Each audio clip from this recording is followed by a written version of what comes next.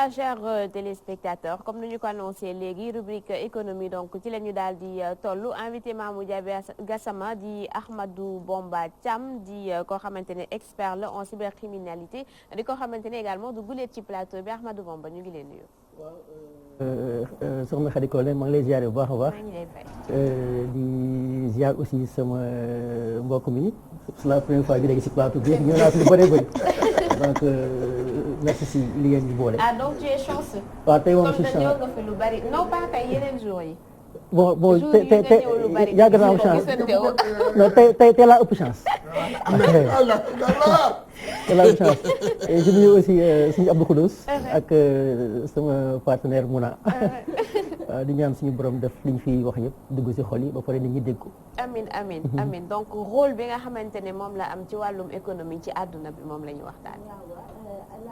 ñu ngi remercier Cheikh Ahmadou Bamba di expert en cybersécurité. waaye tamit mu doon ka nga xamante ne dafa bokk ci kër gi il est tellement disponible parce que booy waxtaan ak moom ci affaire sujet da ciy sawar. macha allah ñu ngi ko ci encouragé ndaxte tout le temps day ne maamu ci kër gi laa bokk. boo leen ma soxlaa rek saa su ne man danaa ñëw incha allah su fekkee ne aw ma gànt ñu ngi koy jaajëfal bu baax a baax. li ñu war a waxtaanee mooy cybersécurité ban rôle lay jouer économiquement au niveau mondial mu doon sujet ba nga xamante ne nekk na actualité ndaxte forum bu weesu bi gars ñu ngi ko doon waxtaanee àddina wërngal këpp ñëpp toog ci table bi kenn ku nekk di wax xalaatam yow nga nekk expert en cybersécurité est-ce que tey mën nga rafraîchir encore mémoire yi ñi xam définition cybersécurité sur le plan économique. waaw effectivement comme ni nga ko waxee cybersécurité moo sécurité musul changé ah mos a am donc cyber yi moo si yokk te comme ni nga ko waxee léegi sommet bi mujjee am Davos wax nañu fa nekk cybersécurité ci kii critique la bokk risque yi gën a mag ci àdduna bi si la bokk te ñoom en fait foofu duñu fa wax loo xam ne soxalul àdduna bi yëpp donc cybersécurité pour tënk ko rek mooy sécurité bi nga xam ne moom moo war a am ci internet bi donc parce que internet bi ay données ñoo fay jaar moo xam lépp luy information dafay jaar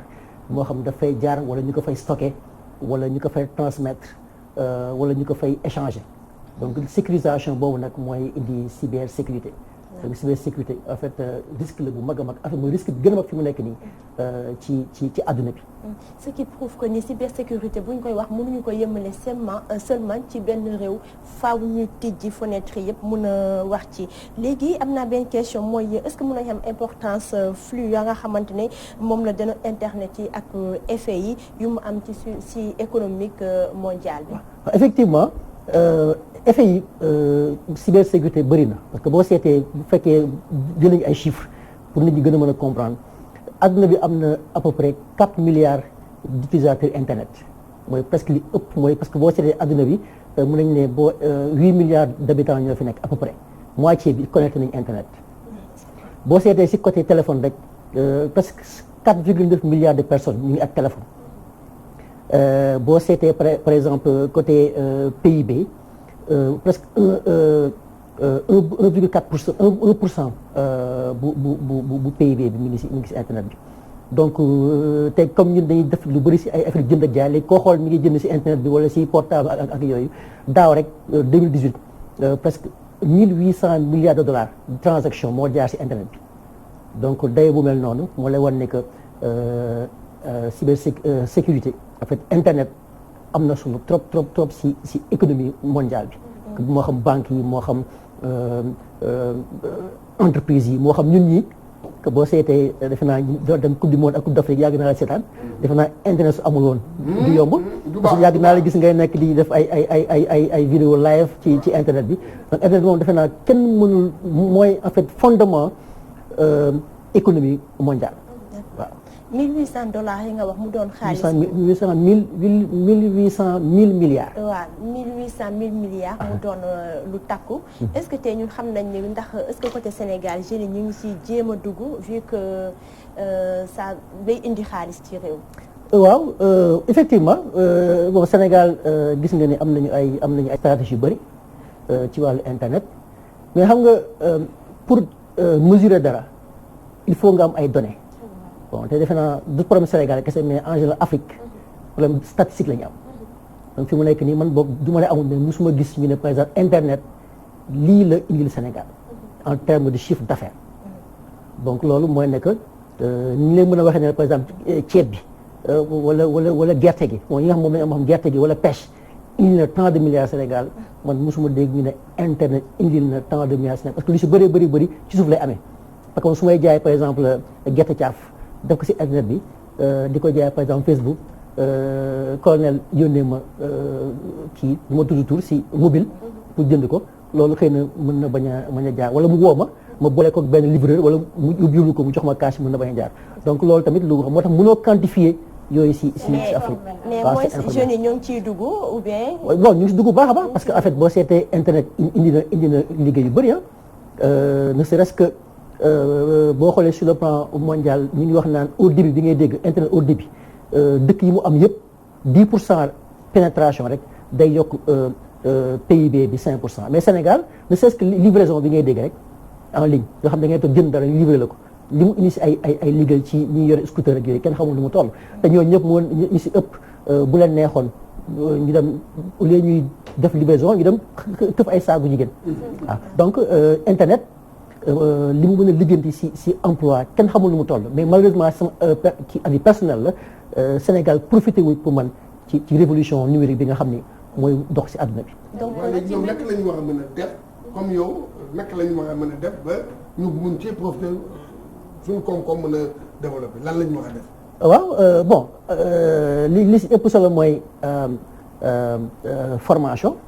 parce que par exemple man chaque fois moom laay wax par exemple boo xoolee ñi jaay màdd am na si ñoo xam ne bu yàgg ma dinaan toog si benn koñ jaay ay potu màdd peut-être ñu si jaay ay 10 pots par jour def ko si internet di jaay 100 pots par jour déjà créé internet créé nañu richesse pour ñoom am na ay nit parce que defe naa benn kese mënul xolli màdd di ko jaay def ci kii ak yëpp mënut a nekk ñu koy jël di ko livrer am nañu kii loolu mooy benn facette bi ñu bëri aussi di ñaw ñu ngi ko def fi mu nekk nii ñawkat yi li ñu liggéey extérieur liggéeyuñu ko Sénégal parce que da ngay jënd benn modèle def ko si internet bi rek après suñu mbokk yi nekk si àll bi étranger gis ko man nekkoon naa États-Unis def naa plus de 10 ans donc xam naa si dara da ngay gis ne que ñu bëri li ñuy liggéey extérieur liggéeyuñu ko ci fii Sénégal te mooy ñaari yu gën a simple yoo xam ne ñun ñi fi toog ñëpp ku nekk concerné la donc vraiment mën nañ ci profiter bu baax a baax mais il faut que ñu simplifier affaire yi ba noppi aussi nit xale yi nga xam ne ñoo ci xarañ ñu jàppale leen. kon mën nañu ne appui technique bi moo si des ak harmonisation bi. ak formation. ak taxawu leen parce que nit ki mën na am xalaat bu rafet. mais xam ni ñuy demee Sandaga taxul nga mën fa dem. même bu fekkee lañ fay wuti ay milliards la bu fekkee xamoo lu ñu fay demee ak lu la fay yóbbu doo dem. donc li ñu soxla mooy ñun fii en général dañu xam fi ñu jëm mais ni ñuy fexe ba dem fa mooy suñu problème. ak yokk sécurité peut-être également parce que bari na arnaqueur yoo xamante ne ñu ngi ci nag. léegi foofu laa doon jëm defe naa sax xam naa da nga liir kii am ñu ne maayinam comme ni ko américains yi di waxee parce que en fait dayoo bu toll noonu xam ne ay milliards la mën a générer si àdduna bi moo doxal lépp banque yeeg lépp loo xam internet lay doxee parce que li ma koy waxee chaque jour ni courant meloon bi ñu ko soog a créé nan la internet mel xam nga courant kenn xalaatul ñàkk ko dëgg loolu dëgg suñ ko ñàkkoon defe naa heure bi duñu toog fii defe naa kii bi ku woon aussi defe naa kenn du ko mën a seetaan waaw donc ni courant mel internet noonu la mel noonu importance bi noonu la mel ba tax na lu toll noonu foog ñu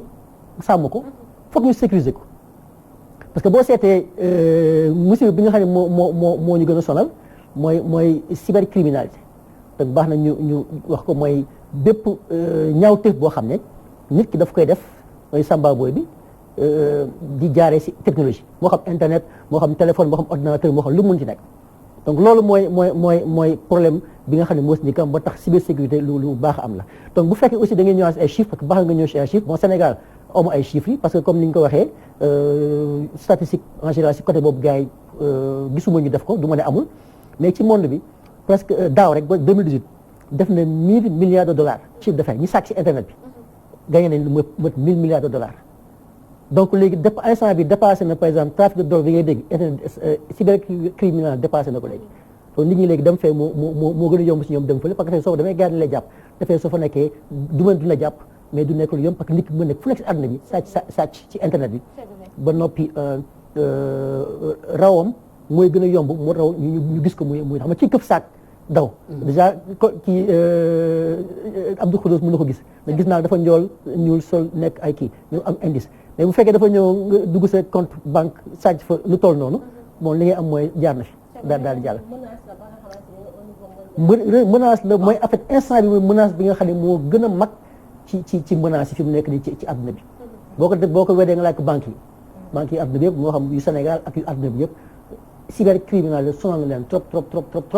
beneen bi aussi comme ni nga ko waxee sànq mooy cyber attaques yi. ñu jékki-jékki fa def attaque ay système si ay dëkk wala si ay kii parce que léegi boo seetee wax naa courant léegi mais léegi courant yi bu di si àdduna bi léegi si kii lay doxee internet lay doxee. donc bu bëggee couper courant bu léegi dagg fi bisi bi di am na ñoo xam ne mën nañu dem ci serveur kii bi sur serveur central boobu électrique bi ba pare fay ko suñ ko fay rek courant dootul amati. donc ay risque la menace la yoo xam ne xëy na nit ñi gisuñu ko baax a baax mais xam naa ni suñ si defu leen tànk fii ak tuuti dinañu sonn trop ak tàmbali na fi mu nekk nii. man dama bëggoon laa juste comme yow dund nga à l'étranger. Est-ce que Sénégal spécifiquement en Afrique du une économie qui exploite une autre économie parce que l'internet dafa ñëw fekk si ñu déjà ñun qualité réseau bu ñu am baaxul ba pare dafa cher. Est-ce que quelque part aussi c'est pas une économie étrangère qui vient nous exploiter? Non mooy li ma la expliqué c'est-à-dire que affaire yi package la parce que li ma la wax sànq internet au débit dëkk yi ko am yëpp loolu banque mondiale moo wax la statistique la banque mondiale ñoo ko wax 10% pénétration internet au débit dëkk yi mu am yëpp seen PIB yokku na 1,4%. moo nekk fi mu nekk nii bu fekkoon da nga nekkoon par exemple Fongolemi di jaay ay xar xam nga au lieu par exemple nga koy def si ay camions ñu ñëw ba Dakar nga ak coono bi si am yëpp li ñuy waxee moom moo ci am comme coono. soo ko mënee créer benn site internet wala benn plateforme bu ñu créé boo xam ne sax say xar yi da nga ko fay exposé coach bu bëggee gën a xar dem fa munaaw bu bëggee gën a xar dem fa da ngeen waxaale ba sonn si internet après ñu def ko jox ko ñoo xam ne seen liggéey mooy transporter mu ñëw loolu yëpp en fait organisation pour man moo manqué ci suñu dëkk yi mais li mu war def na parce que boo seetee internet valeur ajoutée bi am 75% valeur ajoutée bi mu am si entreprise traditionnelle la ko jëlee ku doon comme kii comme ku doon jaay màdd toog jékki-jékki internet ñëw donc valeur ajoutée dafa yomb donc pour man comme organisation lañ si am mais pour man mën na développer Sénégal développer Afrique su fekkee teg nañ ko si yoon ak fi ñu ko war a teg. sànq yaa ngi wax ci affaire coupure courant te bu ñu demee ci réew Togo yi ñoom même su fekkee ne quelques secondes coupure la sax duñ ko accepter mais ñun fi Afrique constat bu ñu def coupure mën na am des heures des waxtu ñuy patienter. waaw léegi soo indee loolu si connexe internet xam nga fi mu nekk nii yow fi mu tënk bu ñu toogoon tuuti suñu téléphone doxul rek pratiquement dañuy koo xam téléphone bu ñu ko sàccee sax wala mu taal ko batterie bi décharge sax mu dof complètement parce que da ngay nekk ñu dem war a reportage ñu woo la jotuñu la xam nga wala nga nekk war soxla benn information doo ko jot donc ni courant amee importance moo tax ma ko commencement bi internet noonu la amee importance jamono yi ñuy toll nii moo tax lu ñu war a saytu la mais avantage bi nga xam ne internet ak courant am courant yow mënoo jëkk créer sa centrale di jaay courant alors que internet am na nu mu doon demee ñëpp ba ci xale yu ndaw yi sax mën si jëriñu xale yi léeg-léeg nga gis si ñoo xam dañuy xarañ boo xam ne bu leen taxawoon tuuti ñu génnee dara parce que wax naa ko bis bu nekk am na dëkk yu bëri yoo xam ne xale bu ndaw nekk milliardaire xale bu ndaw amul sax 10 ans wala 15 ans nekk parce que am na xalaat boo xam ne xale bi am na ko ci foofu bi mu foo si internet loolu suñ ko si jàppalee rek après mu jur dara. jàppale boobu ci parents yi la war a jógee wala ci état wala ci proche yi parce que il faut nga leeral ñu loolu aussi ñu mun a ko. waaw jàppale bi en fait li si ëpp solo parce que xale bi moom bu ma nee ku dem ba mën a xalaat dara si internet bi moo nekk kër gi nga nekk am na connexion internet am na peut-être tablette wala ordinateur et j'imagine nga sa papa wala sa yaay même bu xamul dara sax en tout cas may na la jàmm wala support na la ba nga mën a egg foofu te xeebaluñu na tamit sa xam-xam ak sa xalaat léegi soo génnee foofu nag léegi état nag mooy ñëw am benn organisation ak benn plateforme boo xam ne mooy yombal loolu affaire foofu la nekk. daa mel ni fi amaguñu loolu. bon du ma ne amaguñu loolu mais. des na xam naa ne daal liggéey bi daal des na trop. d'accord beneen question bi est-ce que mën nañu xam rôle ba nga xam te ne moom la cybersécurité di jouer ci sécurisation économie mondiale bi. waaw mais comme ni ma la ko waxee boo seetee par exemple 1000 milliards de dollars fu ñu ko génnee te dafa tas na si banques yi ñuy sàcc ñun ñi nga xam ne ki lay woosam naan la yow la diw waxal alhamdulilah démb dama def benn listixaar gis sa tur si listixaar bi xam naa ne coupe du monde 2024 di nga si dem waaye foog nga def sarax bi sarax bi fekk yow nga bëgg dem coupe du monde mais facilement da ngay mën na la daaneel léeg-léeg mais pour loolu il faut par exemple nga joxe par exemple benn boppu mbaam ngay saraxe mbaam àll xam amul Sénégal léegi indi 500000 boo seetee war nga dem coupe du monde ak li liy yóbbu ak yëpp te doo si fay dara te ni jar na ko yooyu loolu sax si kii arnaque la bokk mais loolu ñun ñooy perte suñu 500000 francs banque bi suñ ko attaqué mënuñu sàcc si moom 1 milliard que ne état suñ ko attaqué xëy na mënuñu sàcc si moom xaalis mais mën nañ par exemple hôpitaux yi par exemple boo seetee hôpitaux yu bëri si courant lay marché bu ñu xëyee fay courant benn hôpital mais ñaata ñoo si dee revenu yi nga xam ne mooy ñëw si état par exemple comme douane par exemple suñu xëyee par exemple couper seen internet pendant wala seen réseau pendant une journée donc ay implications yi mu am moo grave ba nga xam ne état bu nekk daf ci war a xar tànk tuba yëm mais affaire bi nekkul rek par exemple ci stratégie ak ci xalaat affaire bi si doxalin bi la comme li ma la expliqué bu leen nee par exemple da nga war a dem Sandaga récupérer fa 1 milliard dem fa mën nga xam fu Sandaga nekk waaye ni nga fay demee am na solo parce que boo jaaree foo xam ne dafa koñ bu inondé nga yore scooter doo jàll donc yooyu yëpp yu am solo si li nga wax. dafa am loo xam ne tamit dama ko yéen moo xam ne yéen ñii kii màcc ci affaire maanaam. informatique voilà yooyu. ci yooyu. arnaque bi damay ñëw ci arnaque bi man defe naa ne ñun ñii ñu ci bare arnaque leen dafa yomb parce que xamuñu technique bi. ni ko arnaqueur yi di defee. parce que da ngay gis. mode opératoire voilà xam nga pour xam ne que yow mi boo jotee message bii pour nga xam ne que lii arnaque la. waaw loolu wala est-ce que tey jii jotul tamit pour loolu ñu mun a xeex maanaam kii bi sàcc bi ci am ñu mun a tàggat askan wi ci loolu. waaw léegi man bu fekkee man sama wàllu bopp man maa ngi ciy bay sama waar. parce que am na association boo xam ne bon yàgg ngeen couvrir samay événement. waaw mi ngi tudd association TIC protection comme TIC protection. donc li ñu def mooy di wër Sénégal. fu ne ñu fay dem wax école université même jàkk yi église yi fu nekk. place publique yi di yee nit ñi si musiba yi nga xam ne moo am ci internet bi. mais loolu liggéey la boo xam dafa parce que yeete dafa métti. dëgg la de. parce que déjà que pour nga yee nit ñi il faut nga gëmloo ko ne li problème ba pare. balaa nga waxee gëmloo ne problème la ba noppi dafay métti parce que léegi gis man mës naa jot koo xam ne dafa ñëw ne ma dafa gagné loterie ci bu ñu koy war a yóbbu xaw ma Canada xaw ma affaire demee noonu wala États-Unis moo xam fu mu munti nekk ne ma léegi ma ne ko lii arnaque la wéyrul mais li ma ko xalee mooy kii est-ce que sama wërsëg la mu bëgg xañ waaw donc li ëpp solo mooy li nga wax ni pour tënk naa temps bi bëriwul mooy yeete bi lu ñu ci def am solo mais aussi organisation yi nga xam ne ñooy yeete il faut ñu leen di jàppale di leen taxaw parce que li ñuy wax peccum liir bu neexee mag moo jàpp ci ki leen di war a jàppale mooy kan ñëpp xam ne que amul sax ma dem ma dikk état bi la waaw ñoo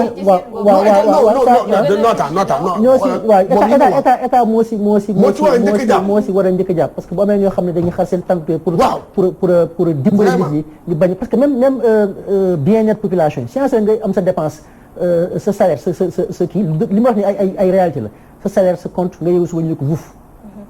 donc di perte nga xaalis mais aussi am na lu mu yàq ci kër ga. temps bi xoj nañu. foo koy tëjee ndax da ngay wax ci solution efficace yaa nga xam te moom la ñu war a indi. waaw solution yi moom transition bi coach def na ko. mooy sensibilisation. je travaille mooy yee nit ñi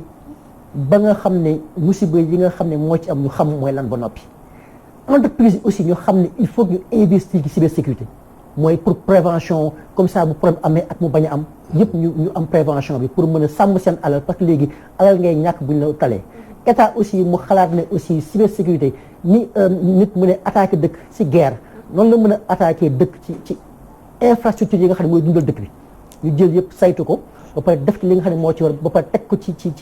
yoon ñëpp